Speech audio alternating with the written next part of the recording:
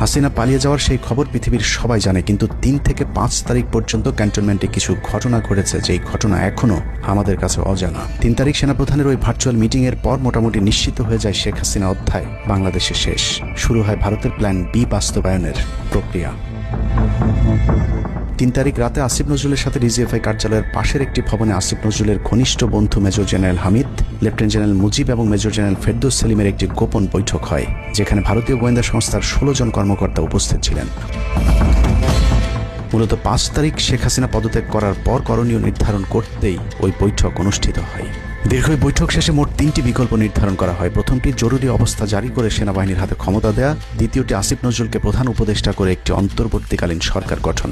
অন্তর্বর্তীকালীন সরকারের ভেতরে যেন ভারতীয় বলয়ের লোকজন বেশি সংখ্যায় রাখা যায় সেটা নিশ্চিত করার ব্যাপারেও আলোচনা হয় বৈঠকে, এবং সেটা নিশ্চিত করতে আসিফ নজরুলের পেছনে সেনাবাহিনীর ওই অংশটির সর্বোচ্চ সাপোর্ট থাকারও নিশ্চয়তা দেওয়া হয়। মূলত আসিফ নজরুলকে সামনে রেখে সেনাবাহিনীর মাধ্যমেই দেশ চালানোর পরিকল্পনা করা হয়েছিল 3 তারিখের ওই গোপন বৈঠকে। 4 তারিখ 3 বাহিনী প্রধানের মধ্যে দফায় দফায় বৈঠক চলেছে। সেই বৈঠক থেকে সিদ্ধান্ত হয় 5 তারিখ সকাল 9টার মধ্যে শেখ হাসিনাকে চূড়ান্তভাবে পদত্যাগের বিষয়টি জানিয়ে দেওয়া হবে। এর পরপরই আসিফ নজরুলকে আবারও ক্যান্টনমেন্টে ডেকে আনা হয় এবং শেখ হাসিনার পদত্যাগের পর আওয়ামী নেতা কর্মীদেরকে যতটা সম্ভব নিরাপত্তা দেওয়া, বেসরকারি বিভিন্ন প্রতিষ্ঠানগুলোতে যতটা সম্ভব আগের কর্মকর্তাদেরকে রেখে দেওয়া এবং